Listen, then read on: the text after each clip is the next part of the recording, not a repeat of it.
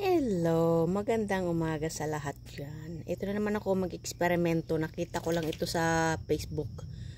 Maghalo ako ng vinegar at saka dish soap para pang patay sa damo.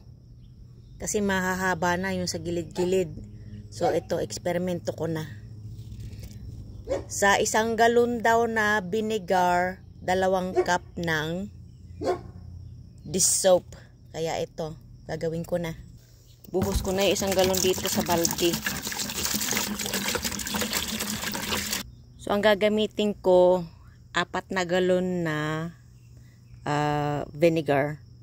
So, bali 8 cups ng dish soap ang ihahalo ko sa 4 na galon na vinegar.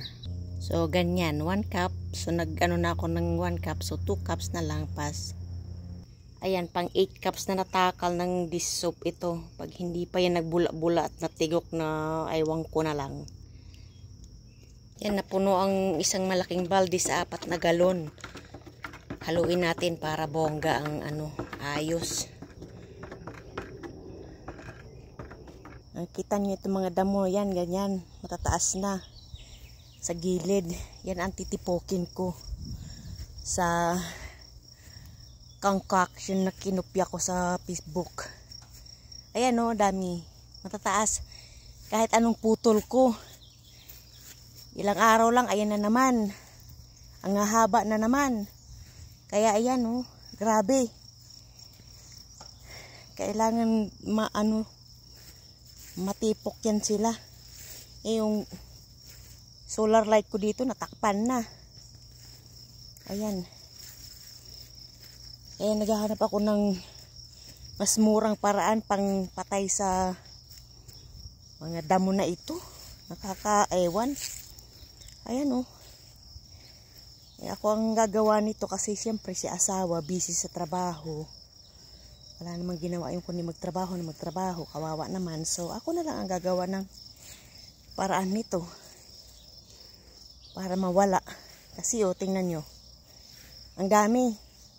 So, yung 4 na galon, kukulangin pa yun. Kaya bibili pa ako ng suka o vinegar. Para lahat ito malagyan ng pinaghalo-halo ko kanina na suka at saka dish soap. Kaya ayan. Ito na. Pero bago ako bumili uli ng marami pang suka at saka dish soap, subukan ko muna ito kung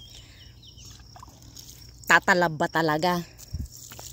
Kasi kung hindi, wala tayong magagawa. Maganda maglagay nito ngayon kasi mainit sa labas. Nakalabas ang madlang araw. Dito hanggang dito ang lagyan ko ng suka at saka dish soap na magkahalo hanggang doon. Narinig nyo yung ibon? Sinisipulan ako dito sa yard ko. Para daw mapadali yung trabaho ko at hindi malungkot. Simula dyan hanggang doon pa ang aking lalagyan ng aking halong suka at saka dish soap para tingnan ko muna kung mag-work. In couple of days kung matitigok ba o hindi. Kaya update ko na lang kayo. Salamat sa nanonood. Salamat din sa hindi. Have a good day everyone. Thank you very much. Babo, makinig na lang kayo sa sipol ng mga ibon. Bye!